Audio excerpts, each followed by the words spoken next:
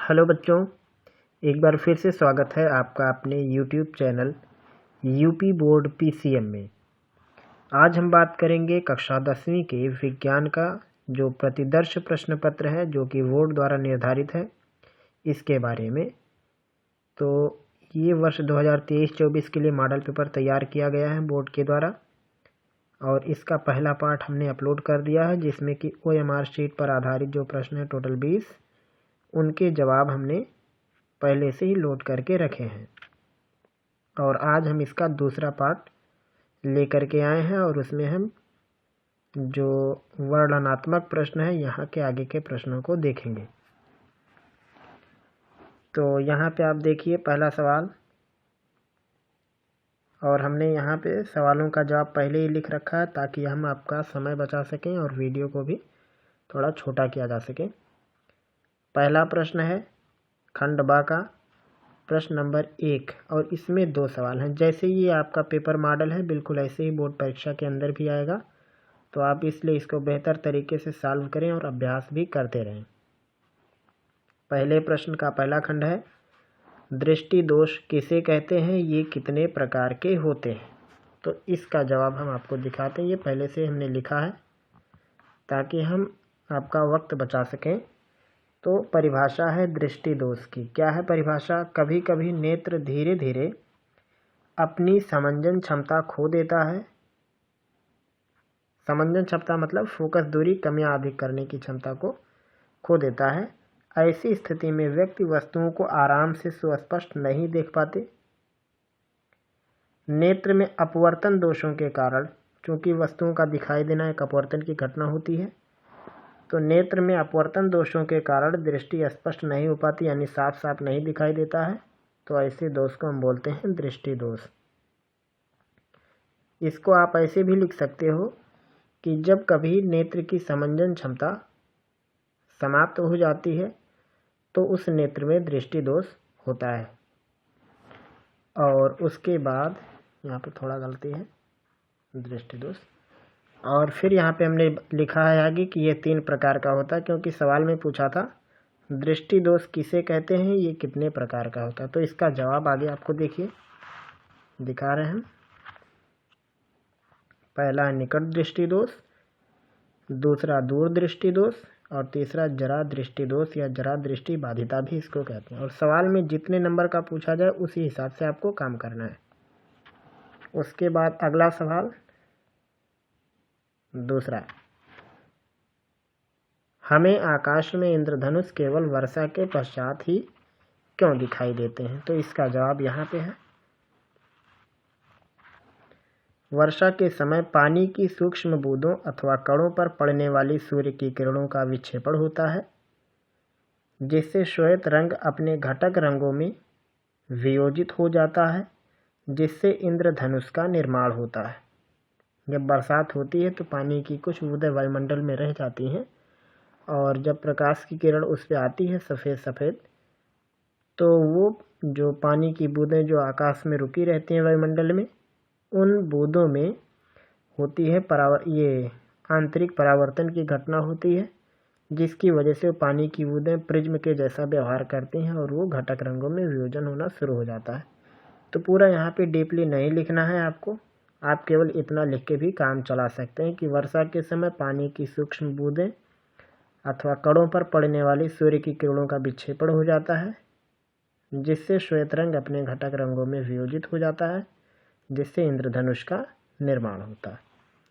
और उसके बाद अगला सवाल आप देख सकते हैं, सवाल नंबर जो 2 है उसमें भी 2 सवाल हैं और 4 नंबर का, यानी पहला खंड 2 नंबर का है, दूसरा खंड भी 2 नंबर का है। तो पहला खंड है उत्तल लेंस को अभिसारी लेंस क्यों कहा जाता है, और दूसरा है अवतल दर्पण और उत्तल दर्पण के उपयोग लिखो। तो इसका जवाब देखिए। सबसे पहले अभिसारी लेंस की परिभाषा। उत्तल लेंस प्रकाश की किरणों को अभिसरित करता है। अभिसरित करने का मतलब होता है सिकोड़ना, यानी प्रकाश की किरणें कहीं और से जा रही हैं, जैसे ही बीच में उत्तल लेंस मिलता है फिर ये मुड़ जाती हैं किरणें, तो ये सिकोड़ने का काम करता है। इसलिए हम कह सकते हैं कि ये एक अभिसारी लेंस है। और उसके बाद कहा था उत्तल दर्पण और अवतल दर्पण के उपयोग लिखो, तो ये उसका जवाब आप देखिए।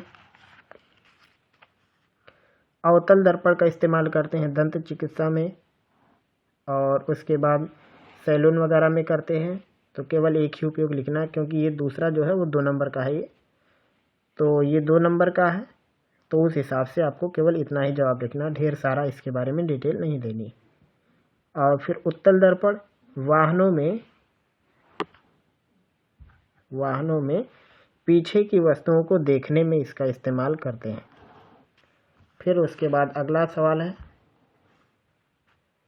तीसरे का पहला, किसी 4 ओम प्रतिरोधक से प्रति सेकंड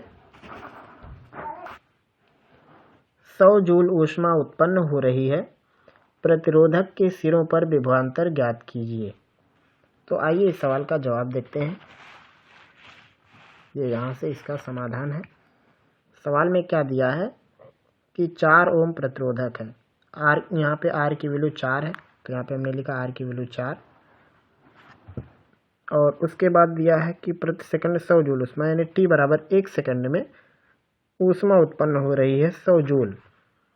तो यहाँ पे निकालना है विभवांतर। तो विभवांतर का सूत्र क्या होता है, एच बराबर v² इंटू टी। तो एच की वैल्यू 100 रखनी है, v निकालना, आर की जगह पे 4 रखना, टी की जगह पे 1 रखना, सारी वैल्यूज को सॉल्व करेंगे तो v का मान आएगा 200 वोल्ट। और ऊष्मा से संबंधित अगला भी प्रश्न है,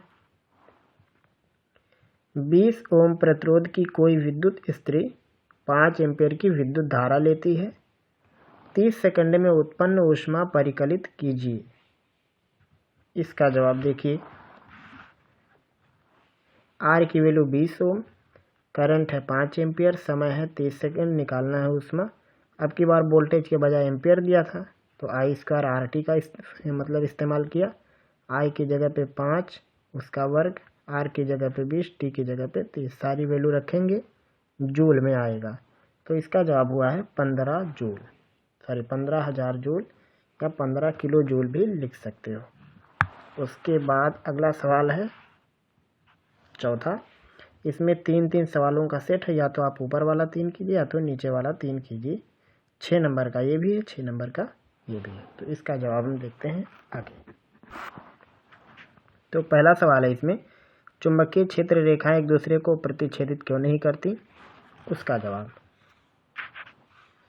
और उसके बाद चुंबकीय क्षेत्र रेखाओं के गुण लिखो, और चुंबकीय क्षेत्र रेखाओं पर लगने वाला चुंबकीय धारा क्षेत्र में स्थित धारावाही चालक पर अधिकतम बल कब लगता है। तो इन सब का जवाब आप देख सकते हैं, हमने 3 पॉइंट में बना के लिखा। पहला, प्रतिच्छेदित क्यों नहीं करती। चुंबकीय क्षेत्र रेखाएं चुंबकीय क्षेत्र की दिशा को प्रदर्शित करती हैं। यदि वे प्रतिच्छेद करेंगी तो प्रतिच्छेद बिंदु पर चुंबकीय क्षेत्र की 2 दिशाएं दिखाएंगी। जहाँ पे कट होगा वहाँ पे हम 2 स्पर्शी खींच सकते हैं, जो कोई 2 दिशाएं दिखाएंगी, ऐसा नहीं हो सकता, इसलिए काटती नहीं है। दूसरा है कि चुंबकीय क्षेत्र रेखाएं बंद लूप बनाते, इसमें चुंबकीय क्षेत्र रेखाओं के गुणों के बारे में कहा था। चूंकि ये 2 नंबर का, तो हमने 2 ही गुण लिखा है।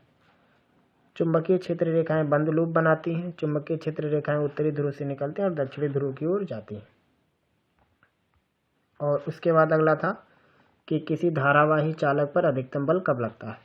तो जब धारावाही चालक चुंबकीय क्षेत्र के लंबवत होता है तो चालक पर अधिकतम चुंबकीय बल लगता है। ये है जो आपका चौथा है, उसके जो पहले, दूसरे, तीसरे पार्ट है।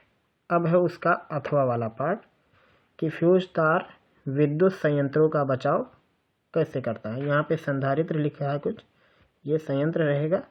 और दूसरा है धारावाही परिनालिका का उपयोग किन अवस्थाओं में अस्थायी चुंबक प्राप्त किया जा सकता है, और परिपथ आरेख खींचकर दिखाना भी।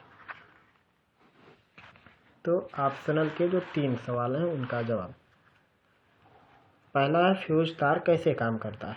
तो जवाब है, जब किसी विद्युत परिपथ में लघुपथन होता है, यानी परिपथ छोटा होता है, जिसे हम बोलते हैं शॉर्ट सर्किट, या जब कोई उपकरण हमारा खराब हो जाता है तो परिपथ में धारा का मान बहुत ज़्यादा बढ़ जाता है, जिससे फ्यूज तार पिघल जाता है और धारा प्रवाह रुक जाता है। तो इस हिसाब से फ्यूज तार काम करता है। अगला है, इसमें पूछा था कि एक धारावाही परिनालिका से हम अस्थायी चुंबक कैसे प्राप्त कर सकते हैं। तो उसके लिए हमने कुल 3 शर्तें बताई हैं यहाँ पे। परिनालिका के अंदर की छड़ को स्टील जैसे चुंबकीय पदार्थ से बनाया जाना चाहिए, यानी परिनालिका के भीतर जो छड़ रखेंगे उसमें नरम लोहे के बजाय हम स्टील वगैरह का इस्तेमाल करेंगे। उसका इस्तेमाल इसलिए करेंगे क्योंकि ये एक बार चुंबकित हो जाते हैं तो चुंबकीय गुणों को लंबे समय तक बनाए रखते हैं। क्योंकि हमें यहाँ अस्थायी बनाना है, इसलिए हम ऐसा सामान चाहते हैं कि जो एक बार चुंबकित हो जाए तो काफ़ी लंबे समय तक बना रहे। तो पहली शर्त यह है। दूसरी शर्त यह है कि परिनालिका में जो धारा हमें भेजनी है वो दिष्ट धारा यानी डीसी करंट होनी चाहिए। एसी करंट भेजेंगे तो अस्थायी चुंबक आसानी से नहीं बना सकता। तीसरी शर्त है कि परिनालिका में फेरों की संख्या काफ़ी अधिक रखें, जिससे चुंबकीय क्षेत्र की तीव्रता काफ़ी अधिक हो और जो छड़ अंदर डाला गया है चुंबकित हो जाए। और ये है उसका चित्र।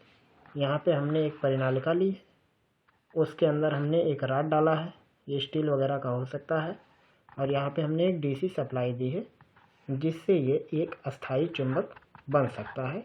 तो ये है अस्थायी चुंबक बनाने का तरीका। अगर अस्थायी होता तो यहाँ पे प्रत्यावर्ती धारा होती।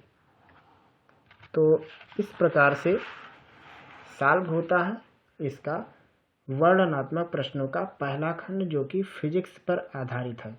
आगे के खंड में हम सॉल्व करेंगे केमिस्ट्री को, उसके बाद बायो को। तो आज की इस वीडियो में बस इतना ही। मुझे उम्मीद है कि इस वीडियो में बताई गई बात आपको समझ में आ गई होगी। अगर आपका कोई भी प्रश्न है, कोई टॉपिक है या कोई डाउट है तो आप हमसे कमेंट के ज़रिए पूछ सकते हैं। फिर मिलेंगे हम लोग अगले पार्ट में जल्द ही। तब तक पढ़ते रहिए, अपनी तैयारी और भी बेहतर तरीके से करते रहिए।